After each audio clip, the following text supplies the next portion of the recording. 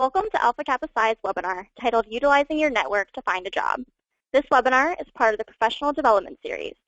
My name is Mackenzie Lauka, and I serve AK Psi as the Associate Director of Education. I will be your moderator today. Before we begin, I'd like to go over a few logistics regarding the audio and web-based features of today's program.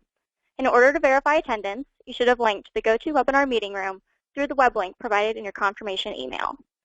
To access the PowerPoint handout, click the plus sign next to Handouts on your screen. Click the name of the handout to download the file.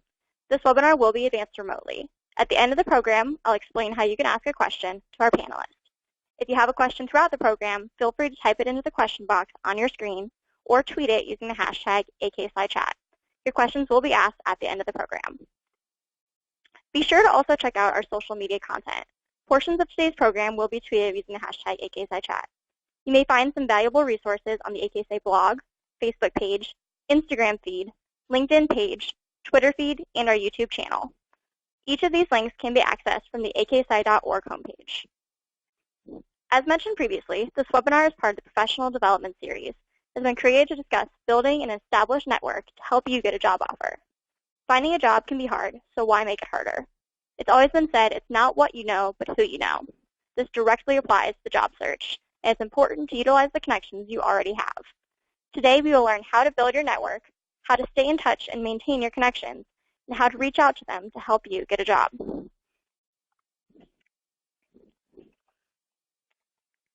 For our program today, we have one presenter who's going to provide guidance and support while also provoking thoughts and awareness so you walk away from today's program with new insight on the topic. At this point, I'd like to introduce our presenter, Mark Babbitt. Mark serves as the CEO of U-Turn, a community that enables young talent to become highly employable by connecting them to high-impact internships, mentors, and contemporary career advice. Mark has been named a top 100 leadership speaker and a top 50 leadership innovator by Inc.com and one of the 25 Twitter accounts every entrepreneur should follow by Business News Daily.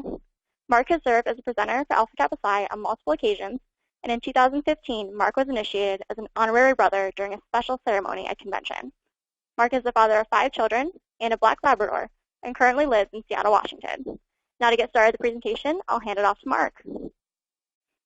Thank you, Mackenzie. Great to be here today. So let's jump right in. Let's talk about how to utilize your network before you need it, specifically, and how to build that network. And you know, there's so much talk now about the importance of networking, and we'll discuss that in a while, how important this is. But let's first talk about how do we start connecting with people, and what's on the screen in front of you is just some really simple ways that you can start to build your network. And so, of course, past jobs and internships, especially your managers, high-profile colleagues, mentors on location, people who took an interest in your career, reach back out to them and rebuild those relationships. Ask them how they're doing. Ask them how you can help them, and just start to jump back into that human-to-human relationship, local and local specific. And if you're going to relocate after you graduate, then networking contacts very specific to where you want to move to are also very important. Now, this isn't as hard as it sounds with meetups and social media, and especially with other chapters of Alpha Kappa Psi. It's pretty easy actually now to connect in not just locally but remotely also. Of course, Alpha Kappa Psi itself, the alumni programs and current brothers, current collegiates are there just to connect. And trust me, they want to hear from you. We see this all the time. It's when you get that LinkedIn Connect message, or you get an email or a text maybe, then people love to have you reach out to them and to start a conversation. LinkedIn has some amazing tools for building your network. Well, my personal favorite is the alumni tool, and we'll talk more about that later.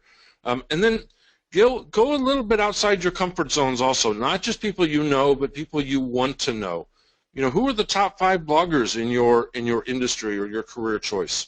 Who's making a difference already? How can you reach out to them and connect? And you know, this is important, because if you can say, The other day I commented to Gary Vaynerchuk, and he responded back to me, and now we're starting a dialogue. That's going to impress every employer on the planet, basically. And then finally, do something that not many people do. Find out who's out there, that whether they're hiring or not. Discover the 10 employers you would really like to work for. Maybe you admire their brand or their stance on social issues or their products. Make a list, build a list, and start connecting with people from those companies. Mine your existing network. Go to LinkedIn. Find out who's already working there, because those referrals are going to come in very handy very soon.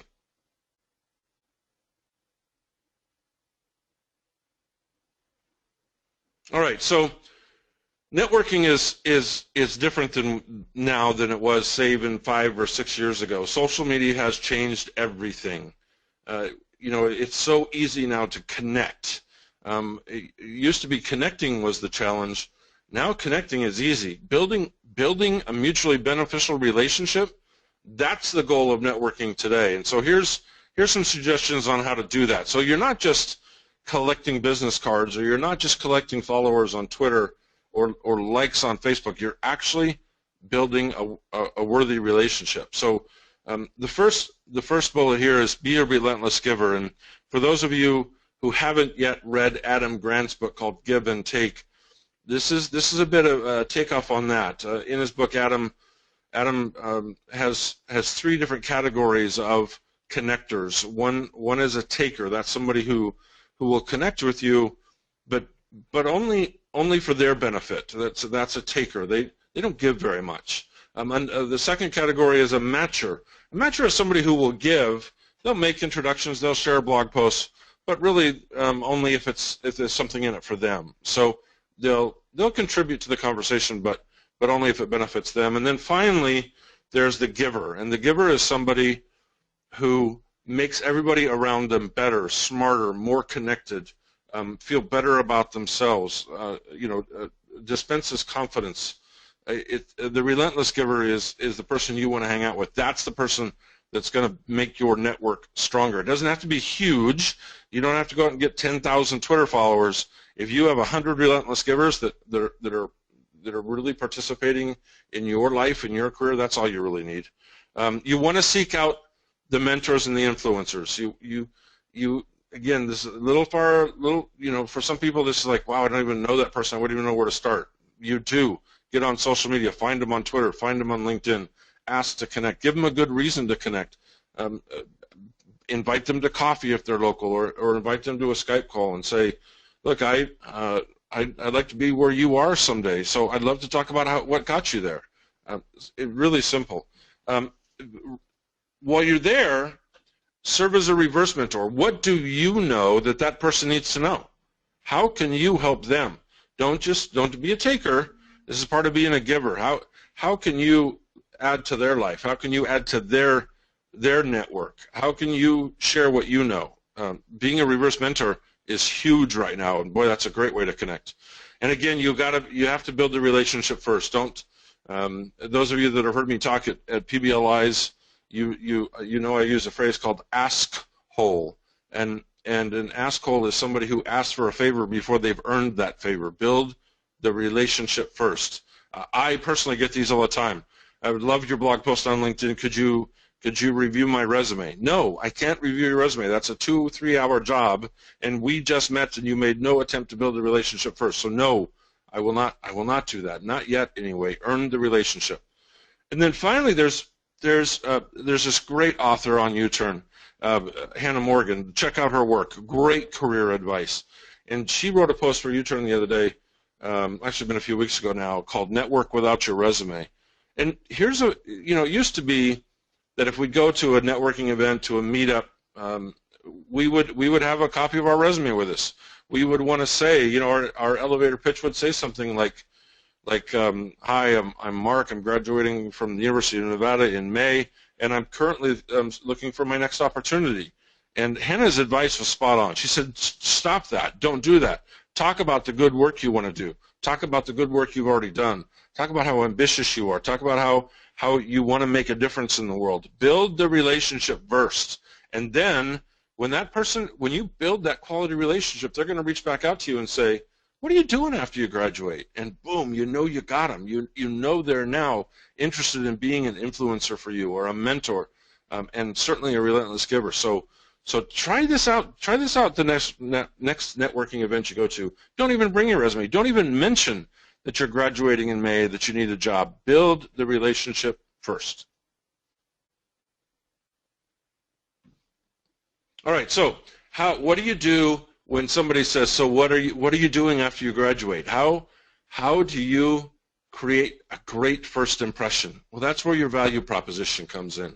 And the first step, and we're still learning this the hard way, many of us are, the first step is your digital first impression, because what's everybody going to do before they ask you that big question, before they ask you, what are you doing after graduation? Where are they going to go to first?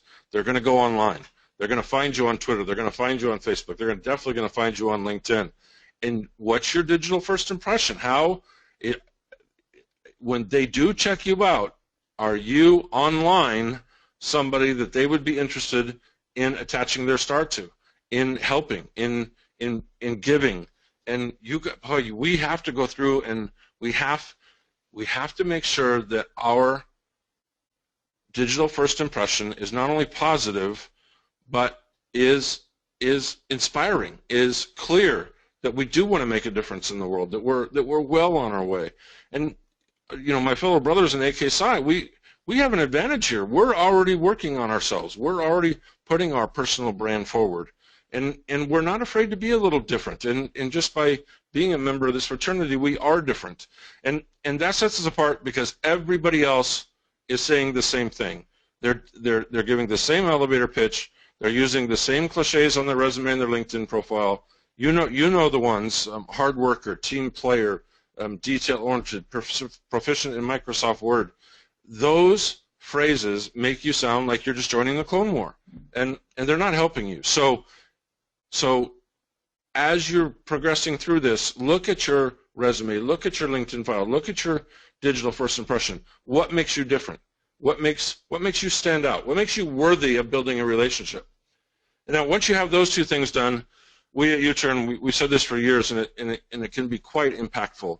It's kind of a social age version of what do you want to be when you grow up. And you have to be able to answer these two questions. What are you really, really good at? And then once you know that, the second question is a follow-up. Who will pay you to do that? And if you know the answer to these two questions, if you know your market value, and if you know your potential customer, whether it's as an employee or a freelancer or a business owner, if you know who exactly will pay you to do that, now you can start focusing on the pitch. Now you can start focusing on applying your value proposition to that potential customer. So you're not just throwing out cliche-ridden sayings and phrases. You're actually providing a solution tailored to that customer, to that employer, and it's powerful. Being able to answer these two questions will put you ahead of about 98% of your job-seeking competition after graduation. All right, so the next stage is to develop social proof. It's great that you know what you're really, really good at, but who knows what you're really, really good at? Who will vouch for you? Who will put their personal and professional reputation on the line to recommend you to their current employer or to a friend or to a colleague?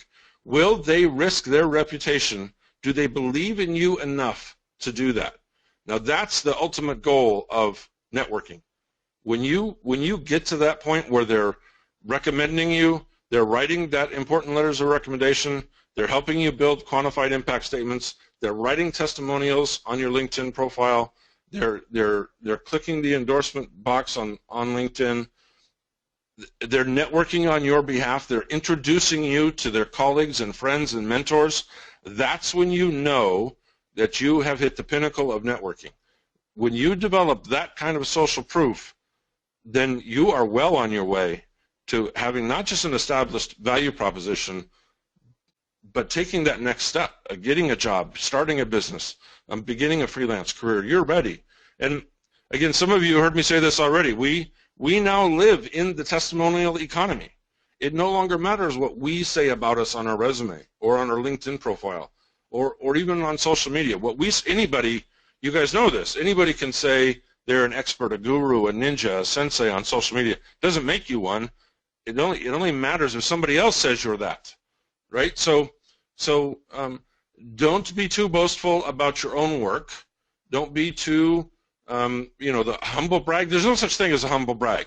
It's a humble brag is saying thank you when somebody else says how good you are. That's a humble brag. So line yourself up. Set yourself up so the people around you are your testimonial, are their social proof that you are good at what you do, and they believe in you enough to recommend you.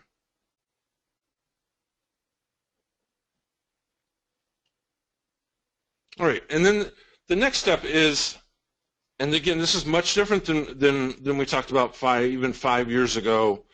You got to act like you're already there. You got to act like you've already been there. No one hires a student. This is a major issue for employers right now, hiring entry-level talent. We have to have those internships. We have to have some experience. Employers, I know it sounds a little callous, but they don't care where you went to school. Unless they happen to go to the same school, they don't care where you went to school. They don't care what your major is. They want to know, can you do the job and will you fit in here? Will you help us move our mission forward? And if you present yourself as a student, if the first half of your resume is your GPA and your relevant coursework, it just screams student. When you meet them in person or online, if all you talk about is your college experience, they know you're a student. You have to jump in. You have to start becoming a young professional right now. And the way you do that, it's quite simple. Get active on LinkedIn, especially LinkedIn groups. Join Twitter chats. Join the Blab sessions or Periscope. Get out there. Ask good questions. Meet interesting people.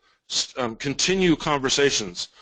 Comment on blogs. You have to be out there. And not as a student, but as a young professional, ready to take on the next chapter of your life.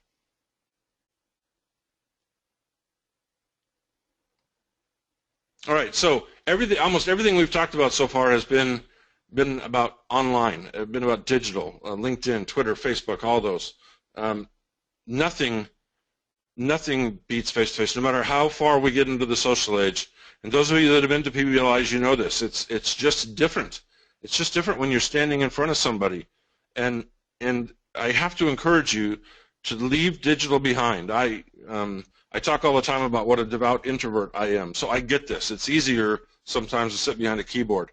It's easier to be on social media than it is to be out in front actually meeting people, but you have to. That's where bonds are developed. That's when people know that they want to risk their reputation to invest in you, and so you got to get out there. Informational interviews are the single best tactic in a young professional's toolbox. It's amazing what happens when you call somebody up or you connect with them on LinkedIn, and you say, "Gee, I see we're in the same local area. I'd love to buy you a cup of coffee. Can I meet you at Starbucks next Thursday?" Or if you're not local, if you have Skype, I would love to sit down on a 20-minute Skype call with you next week and just talk about the industry and talk about what you've done well. There's a young man, a member of the U-turn community. He was really struggling. His name is Ben Paul, and Ben had a really hard time. He had a hard time getting job interviews right out of school, and he ended up committing to doing 3 informational interviews a week. He did that for 6 weeks, and within 30 days he had 13 job interviews, including with Google and Facebook and these amazing companies. So informational interviews is definitely a tool you want to use. Job shadowing is another.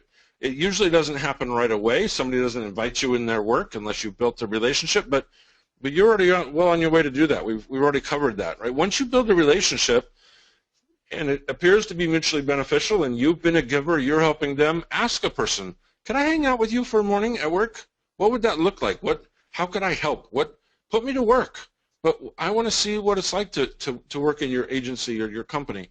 I'd love just to hang out a little bit and get my feet wet. And almost everybody will say yes to that once you've developed a relationship. Of course, networking events, we've already covered that.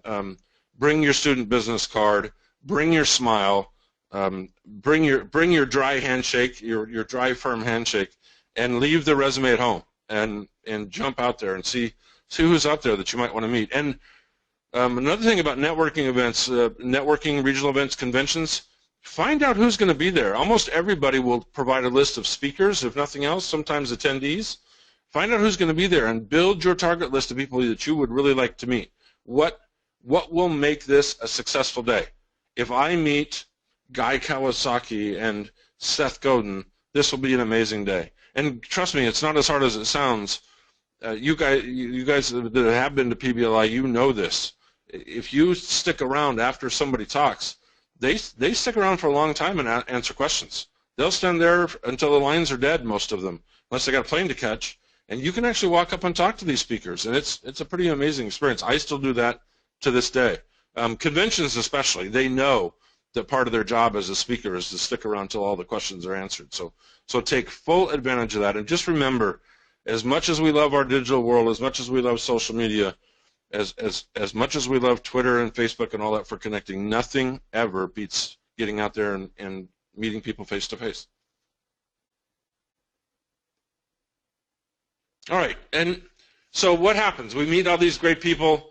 We're starting to build great relationships. We've collected that business card. We got to see that speaker up in the front of the room. We got 2 minutes all alone, well, you and the 120 other people that are online, but you actually made a connection. What do we do with that? Are we a business card collector, and we're going to go out on social media and say, hey, I met Seth Godin today. It was an amazing 90 seconds. Or are you going to do something about it? And that's where the follow-up comes in. And this is an art form. Follow-up is huge. And from our experience at U-Turn and certainly at Switch and Shift, our leadership site, this is where people fail. For quite a while, I actually stopped giving out business cards at networking meetings because nobody ever followed up. Alpha Kappa Psi events are one of the few events where I will, because people actually take the time to reach out on LinkedIn or Twitter or email, and it's quite rewarding when it does. But it's frustrating to an influencer or a speaker or a potential mentor when you take a business card and you never follow up. So here's some tips on how to master the follow-up. One, manners really matter, and you don't want to write in text speak. You want to have somebody proof that first email. You want to put your best foot forward. You want to write a note that your grandma would approve of, and send something professional and positive and solution oriented. While you're writing, give the other person credit. You said something that really impacted me while you were talking. Here's what you said. Use their own words, and then that will make that person feel valued and more confident and more willing to respond. So give them credit for impacting your life a little bit. Avoid the one-timer. Don't send that email and then never respond again. Set a tickler in your calendar for 30 days from now and say, hey, Ariana, I really, really loved your speech the other day. You might remember me. I was the one who asked you about such and such, and say, I hope to get to New York someday and meet with you. Perhaps I could buy you a cup of coffee. Something, anything to keep the lines of communication open. If you don't have anything to say, send them a blog post or an article from Fast Company or Entrepreneur or Time or Business Insider or something, and say, hey, Arnie, I just saw this great article. I knew you would enjoy it. Perhaps you've seen it, but I just want to send it your way. Do anything it takes to keep that connection open. Set a reminder at maximum 30 days to reach out and continue that relationship.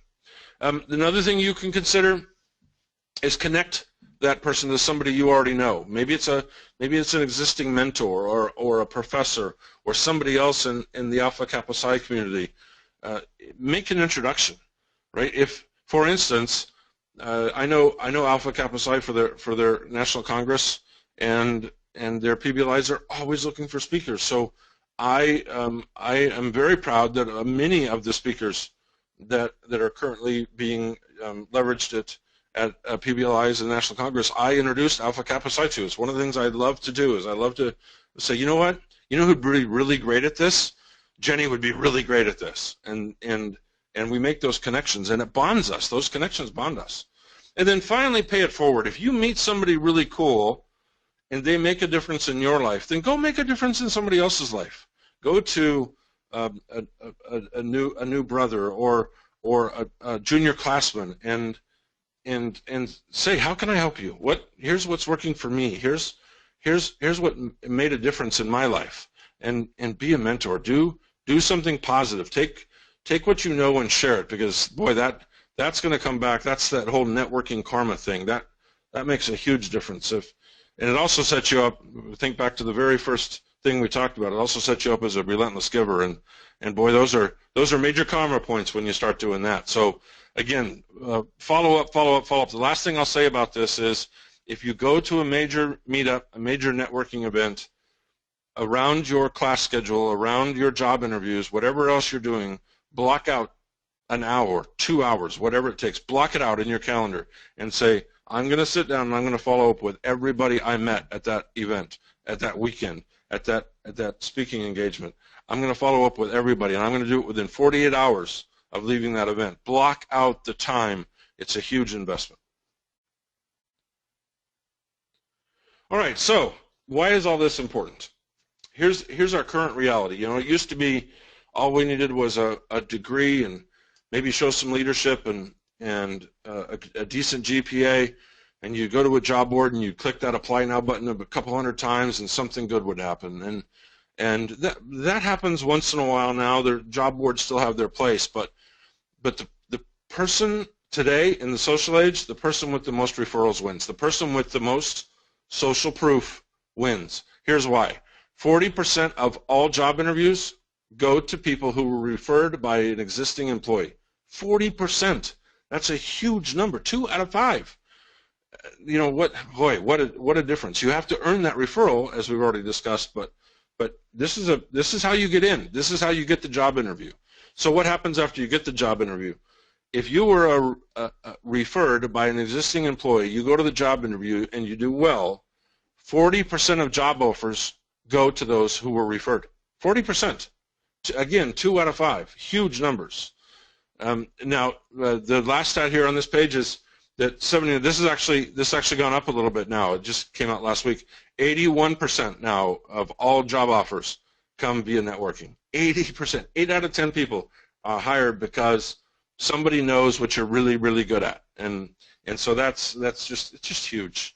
And again, the key to all of this is you have to earn that referral. You have to have somebody passionate about what you do and how well you do it to earn that respect and to have them put their reputation on the line. Now, a lot of people, myself included, we have a hard time saying, you know, I really appreciate the relationship we've developed. I was wondering, I would love to work at your company someday. I'd love to work at ABC Company. I've watched your career. I've watched their trajectory. I see they're doing amazing things. I'd love to work there after I graduate. Who would I talk to? Who would I buy a cup of coffee for at your company? And ask the question. It's okay. You've been a giver this whole time. Being a giver is not you don't have to be a giver 100% of the time. Gary Vaynerchuk does a great job of explaining this in a couple of his books, including his latest, that even us relentless givers, we have to know when it's the right time to ask for a favor, to stick our necks out there a little bit and take a risk on hearing a no. But we have to know when the right time to ask is, and so can't encourage you to do this enough. If you've built that quality, mutually beneficial relationship, don't be afraid to ask when the time is right.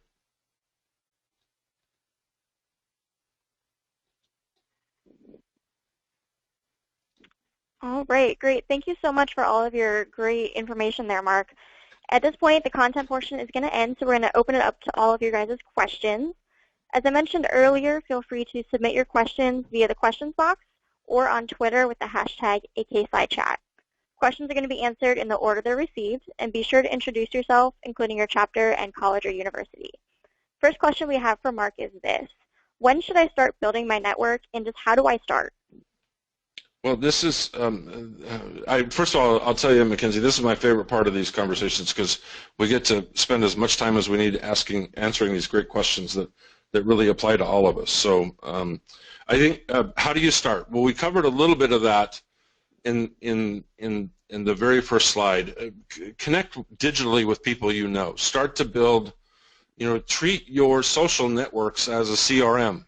Or better yet, invest in a CRM. Many CRMs, including some of the best, Nimble, they have free versions of their, or at least free trials of their software. And so start with the people you know, and then once you have kind of a good baseline, a good foundation, then start to reach out to people that you don't know. Again, people from other chapters that might hold the same office as you. People where you might want to go to grad school someday. Target employers, alumni. I mean, the list goes on and on. It's kind of nerve-wracking, Mackenzie, at first to start your network. You never know. Hearing a no is hard. Getting a rejection is hard. Not hearing back is hard. Connecting and then not having that person follow up is hard. But this is a sales process. This is you being confident enough in you and your value proposition to reach out to people that you don't know. That knowing some of them will never respond, and that's okay. But you have to start somewhere. So start with the people you know, then be brave enough, bold enough to reach out to people you don't know, and pretty soon you're going to have, in a matter of weeks. This isn't years. This isn't even months. In a matter of weeks, you can have 400 or 500 solid connections in your network to call on. Great. The next question we have touches a lot on what you kind of just talked about a little bit, how it's important to really keep that conversation going and not just be the one-timer. So this question is that I have a connection at a company that I really want to work for, but I haven't been in contact with them for a couple of years. How do I reach out without sounding awkward or that I'm only using them for a job? That is a great question, and it happens all the time. And if you do it wrong, you might come across as an asshole. So here's the deal. Think of this like a marriage proposal. I know that sounds silly, but you wouldn't walk up to somebody you just met and say, "Would you marry me?" Right? You just wouldn't do that. Well, getting a job is the second most significant decision you'll ever make in your life. Other than choosing a spouse, choosing a partner, it's the second most important thing. So approach it in the same manner. Build the relationship. Reach back out to them and say, the first contact can be as simple as, I just came across your newest blog post. I realize we haven't talked in a couple years. I would love to reconnect. How are you doing? Again, network without your resume. You don't have to mention you're looking for a job. You don't have to mention that you'd love to work for the company yet. Just ask the question, how are you doing? And then they're going to answer because they don't feel threatened. If you say, I'd really like to have a job at your company, that's why I'm reaching out, they're going to go, great, I haven't heard from you in 2 years, and now here I am, and you want to use me. You want to leverage my existing position for your personal gain. And so no, I don't feel compelled to answer you, right? So gracefully, discreetly build the relationship first, not in a manipulative way. When you ask the question, what are you up to? How are you doing? Listen to the answer. Listen to how you might be able to help. Listen to who you might be able to connect that person with. Be that giver, and then they'll see you as sincere, that you're connecting for all the right reasons. And then say 4, 5, 6 weeks from now you can say, I'm so glad we reconnected. You know what? I've really been watching your company. It looks amazing. And there's a position open right now at your company. Here's the research I've done. What do you think? What would I have to do to be a great fit for that role? Right? And again, ask their opinion. Don't ask for a referral. Don't ask for a job reference. If you've earned that right, if you've built enough respect, then they'll say, you know what, I think you'd be great for this role. You might need to work on this and this and this a little bit, But if you'd like, I'm happy to connect you with the right person. If they don't make that offer, Mackenzie, they don't think you're ready, right? Mhm. Well, that isn't a no. That's a what's next, right? If they don't offer to make that recommendation, then ask the question, what do you think I would need to work on right now to be qualified for that position or to fit in with the company? What, how's this work? Could I job shadow with you? Could I buy somebody a cup of coffee? Keep asking questions until you get your referral. But a no or a failure to generate a referral to start that conversation, that's not a no. That's quite literally a, okay, what do I have to ask next? Absolutely. So to kind of avoid that situation of falling out of contact with somebody, how frequently should you stay in touch? 'Cause it's kind of weird to just send a holiday card or an email once a year. Well, that's a great question. And I love the analogy. Back when we used to mail Christmas cards all the time. I remember as a kid, somebody would send a Christmas card, and I'd read it and go, "Who is this?" Oh, that's somebody I used to work with 30 years ago. Well, do you even talk to them anymore? Nope, never. I just get a Christmas card once a year. So we do the same thing on social media now. We call it Christmas carding. Like the only time we hear from you is Christmas or when we need something, right? Or Facebook tells you it's my birthday, and we haven't talked for 11 and a half months, but Facebook told you that it was my birthday today, so now you're going to say happy birthday. And so here's the thing. When you get to a certain point, when your network gets big enough, you can't communicate with 1,000 people. I mean, you'd have to send 3 letters a day if you knew 1,000 people you cared about. So you have to kind of mine your network. You have to figure out who's a potential mentor, who's an influencer, who's going to make a difference in my life, who can I help make a difference in their life. And you have to keep track of the first dozen or 2 dozen, 20, 30.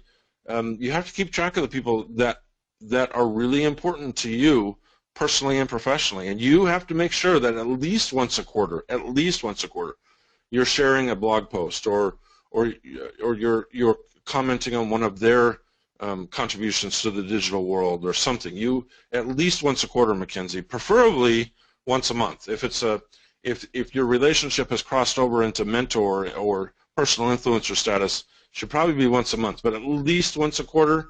You got to take those top 40 or 50 people in your life, knowing, by the way, those top 40 to 50 people will change. Right now, your list might include 5 or 6 current professors, but 3 years from now, maybe none of those professors will still be on your list. This is an evolving list, but at least once a quarter, you have to keep track of and keep building relationships with your top 30, 40 influencers. Good. The next question we have comes from Patrick from the Zeta chapter. He wants to know, what's the best way of going about telling one potential employer from another and determining what criteria should you look for in determining who's the best fit for you?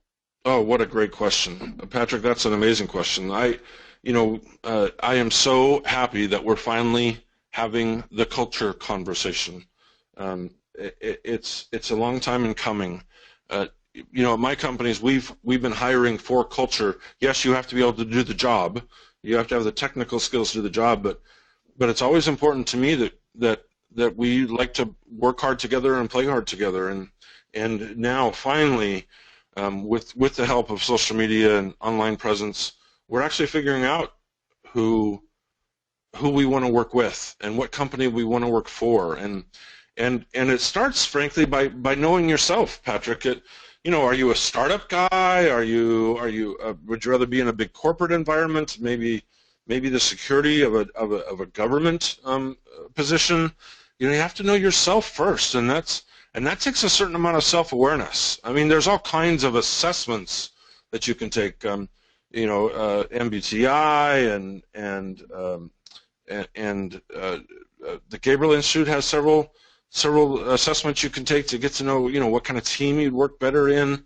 But it starts with knowing yourself, because it doesn't matter, everybody wants to work for Google, right? Wrong. Google is a tough environment. And you've seen now on the news recent articles about this. Google, Amazon, Facebook, HubSpot, all these people are getting on their personal blogs, and then the mainstream media is picking up saying, you know what? Amazon may look like a cool company, but it's tough. The culture there is competitive, and it's hard, and we work 80-hour weeks, and is that really what you want? And so the truth is really coming out on some of these companies, or at least you know, a former employee's version of the truth, and so it's really important to do your homework. Now here's what I look for, Patrick, to answer your question more directly. I know for a fact I'm a startup guy, right? So I know I would not thrive in a corporate environment. I personally, I look at some of the ways big corporations work and their slow decision-making process, and I know that's not for me, right? So I try to narrow it down. At this later stage of my life, we're starting our first nonprofit because that now appeals to me, where it never did before. It was against my entrepreneurial spirit just to even have a nonprofit. So it's going to change. Your passions are going to change. The dynamics are going to change. And so just know who you are first, then narrow it down to a specific category, and then start to find out what's important to you. Is a flexible work schedule important to you? Is autonomy, being able to make decisions on your own, important to you? Dress, working virtually, whatever is important to you. Now go find the company to fit you, not the other way around.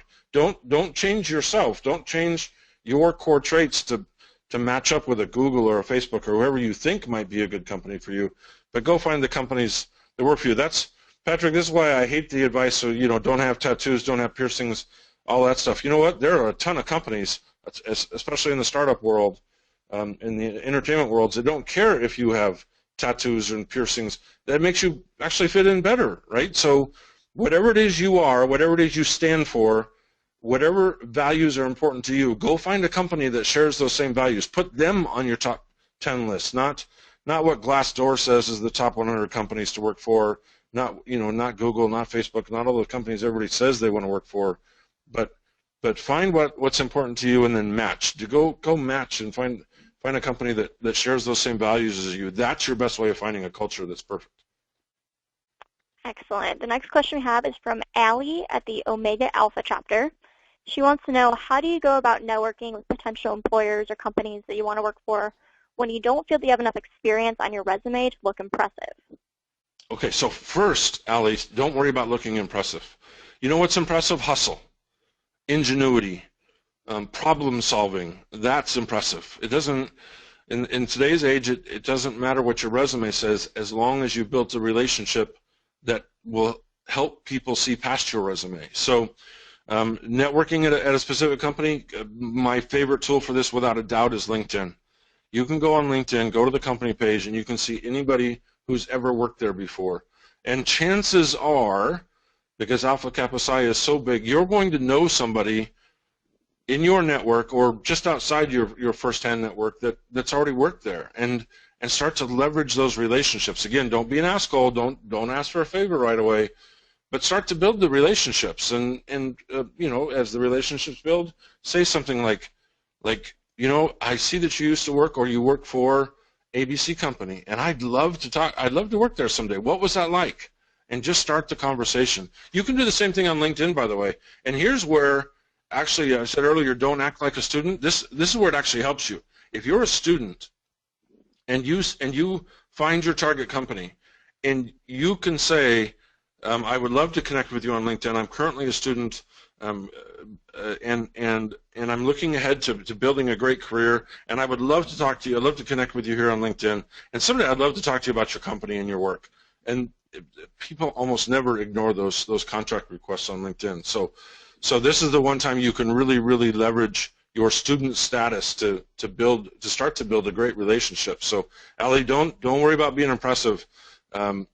We get so few of those requests that are sincere, that are born from hustle, that we want to reward the people that have been out in the real world for a while. We love those connection requests, and we want to help. And just be ready to tell your story. Be ready to share your value proposition when the time is right, and that's what's impressive to me. Great. Next question we have is from Elizabeth at the Xi chapter. She wants to know, what are potential employers looking for when you're graduating and applying for jobs right before you graduate? So, Elizabeth, that's another great question. I hate answering with a "it depends," but it really does depend so much on the existing culture. Some companies are still a little more old school. They want to know that you're going to show up on time, that you're going to do your job, that you're going to treat their customers in a minimally acceptable way. And I know that sounds terrible, but frankly that's what a lot of employers are looking for. But other companies are looking for somebody much more dynamic, that wants to be autonomous, that is ready to make decisions, that you can be a little bit more gregarious, a little bit more innovative and creative in how you problem solve. And so it really depends on the company. Now, there are certain things that every company is looking for, and you can go right down the list. Every company wants you to have excellent communication skills, verbal and in writing. It's so important. And the more digital our world becomes, the more our world goes social, the more important that is. We have to be able to communicate with the written word. Analytical thinking is another big one. Leadership is huge. Problem solving, being solution oriented is probably, I think it's number 4 now on the list, but eventually it's going to be number 1 or number 2, because it seems like every employer is asking for that. And then my personal favorite is emotional intelligence. What are you going to do when things don't go well? What are you going to do when the stuff hits the fan and we have to give you some less than positive feedback, or we have to make a change in how we work? How are you going to react to that? Are you willing to accept that feedback, good or bad, in turn maybe a negative into a positive, or a positive into something amazing? And that's what we hire for. Besides culture, we hire for emotional intelligence, and we, during the interview, we might try to get you a little flustered. We might try and take you out of your comfort zone a little bit, just to see how you might react, because we need to know that right up front. We can't have you working with one of our community members and have you lose your cool or tweet something inappropriate. It's not okay. So there's 4, 5, 6 things that every employer works for, but beyond that, Elizabeth, it just depends so much on the culture and the product offerings and how they already treat their existing customers. Awesome, great job there. The next question we have is from Jane, and she wants to know, how would you recommend marketing yourself when you're kind of in a limbo position, that you're overqualified for the jobs that are kind of being thrown your way, and you're a few years out of school, out of things the companies are saying you're still underqualified for that next step?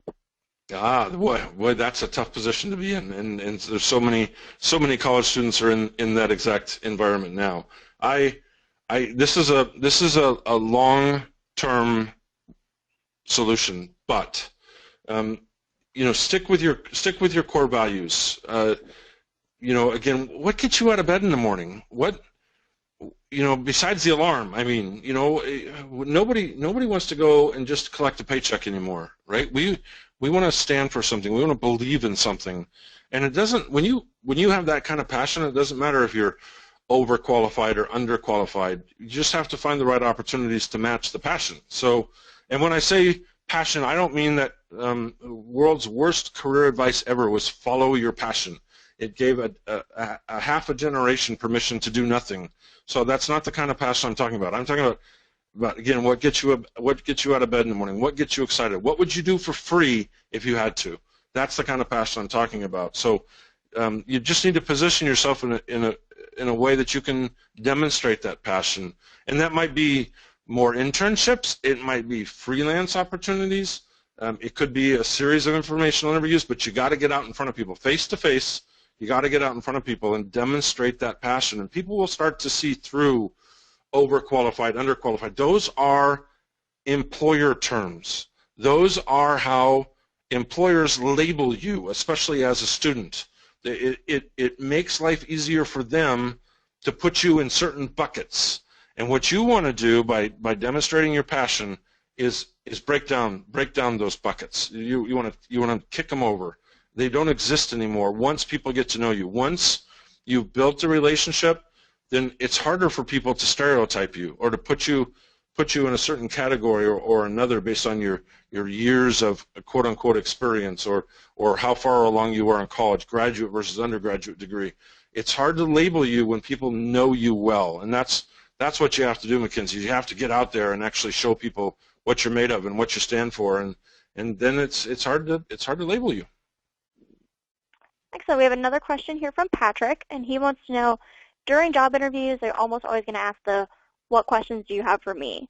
What are some ideas that you have for that Well, answer? this is one of my favorite blogging points, Patrick. I actually have a list. I've been compiling a list for almost 30 years, and one of our most popular blog posts ever on U-Turn and eventually on LinkedIn was the 25 questions that you should ask at a job interview. Now, of course, you're not going to ask all 25.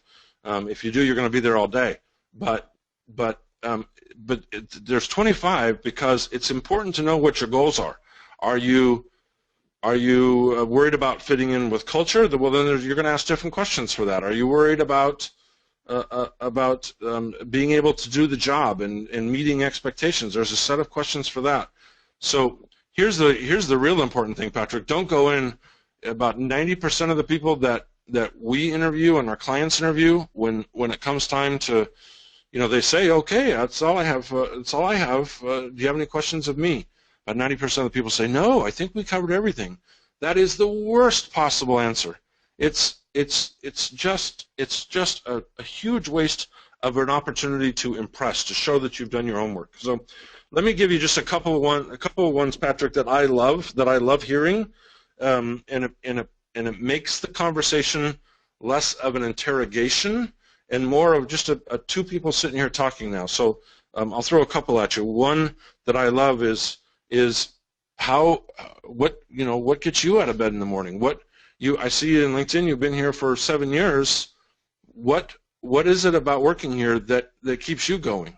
And just there's going to be a little awkward silence there because people they're not used to being asked that question. But just let it sit there. Let that awkward silence just sit there. Let them think for a second. Don't ask anything else.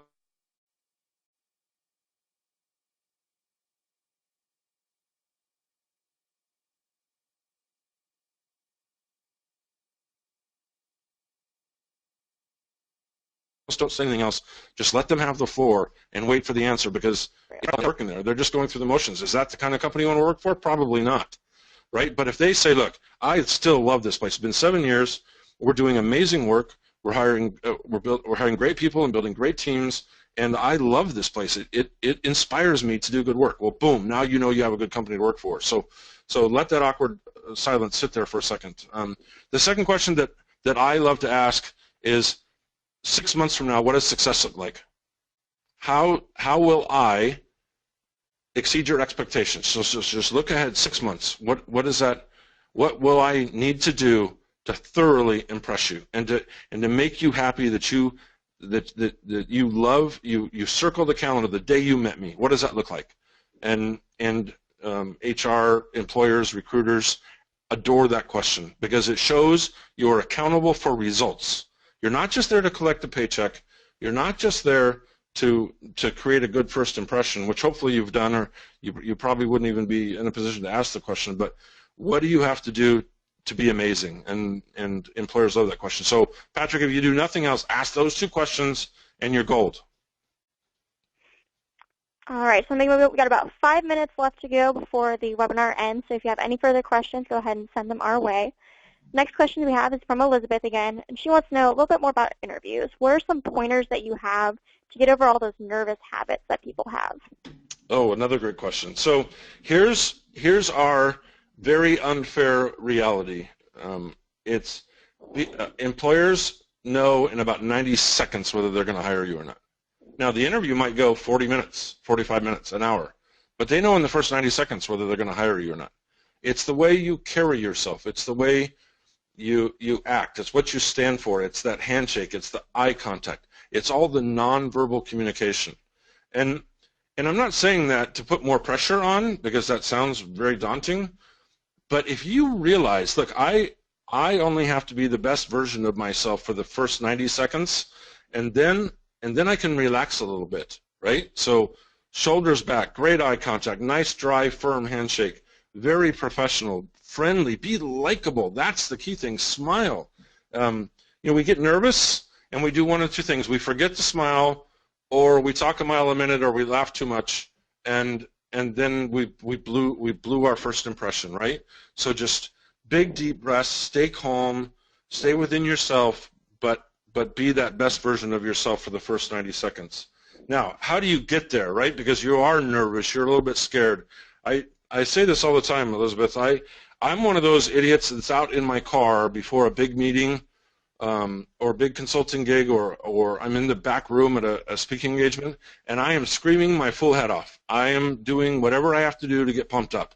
And so if you ever see me in a parking lot of a client, and I know I have a big meeting I'm walking to, I'm that guy. I have all the windows rolled up, and I am playing the loud music, and I'm getting fired up, and I'm getting ready for the challenge in front of me. And that's important. You know, it's like being an athlete.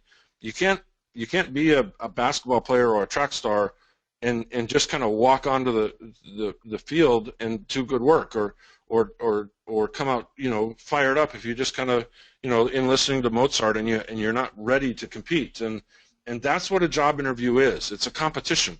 And it's not a competition between you and the interviewer. It's a competition between you and all the other candidates. So nobody's perfect. Nobody's going to be perfect. Nobody's going to be a 10 on a scale of 1 to 10. So it's about getting out there and competing. And if the next best person is a 7, you only have to be a 7.5.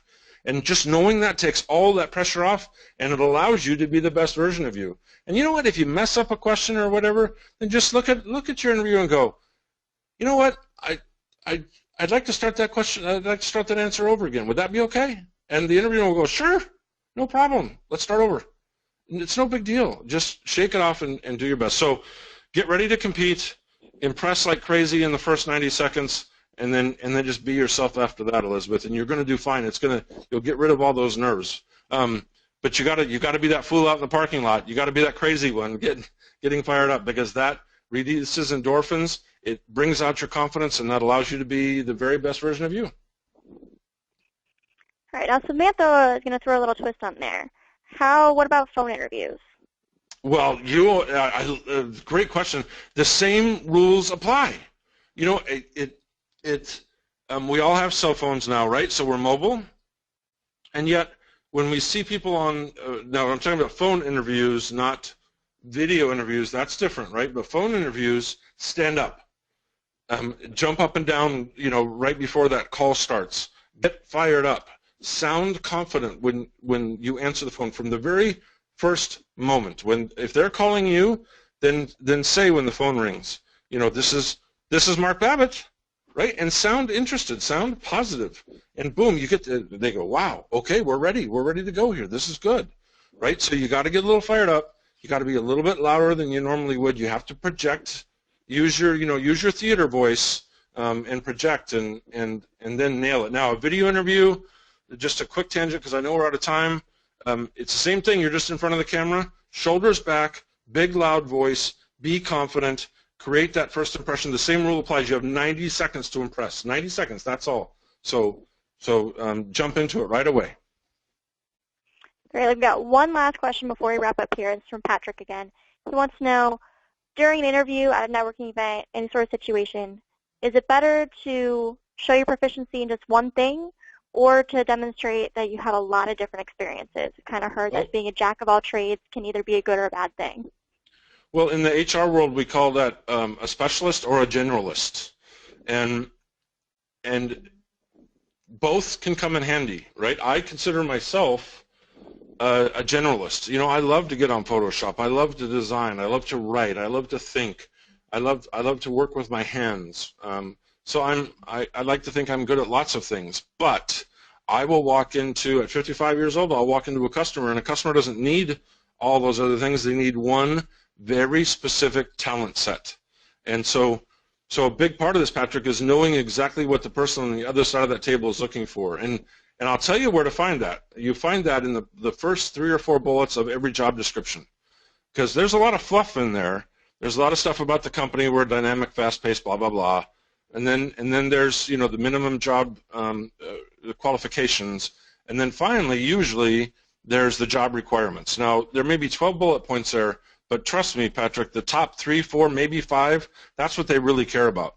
You'll know whether they're looking for somebody that's a jack of all trades or if they're looking for a specific skill set. You know, is it Photoshop? Is it writing? Is it engineering? You'll know in those first 3 or 4 bullets. Forget all the other stuff. Forget the bottom bullets. It's those top 3 or 4. That's what's most important to the employer when they wrote that job description, and you'll know. Now, if you're both, if you're generalist and you can be specific, then walk in with a plan, and just say, look, I can see that our first priority is this, and this, but eventually, maybe even during the interview, I would also like to talk to you about some other ways I can help you, because I can also do this, and this, and it appears as though the company's going in that direction. And so Patrick, what I'm saying is tip of the spear.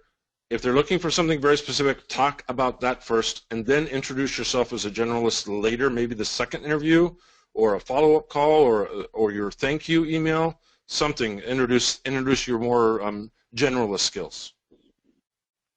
Great answer, Mark. That is all the time that we have for today. So at this point, I want to thank all of our callers for all of you guys' great questions and comments, and to Mark as well. For additional information on interviewing in the job search, be sure to take a look at the recent spring 2016 issue of the diary, aptly named the Job Interview Issue. If you haven't received it yet, it should be arriving soon. For any follow-up questions or conversation with Mark, you can contact him using the information provided on the screen. So again, I want to thank you, Mark, for all of your insight and great expertise on the subject. Lastly, we do have a lot of upcoming programs listed on the aksci.org website. If you have any suggestions for future topics, please send them to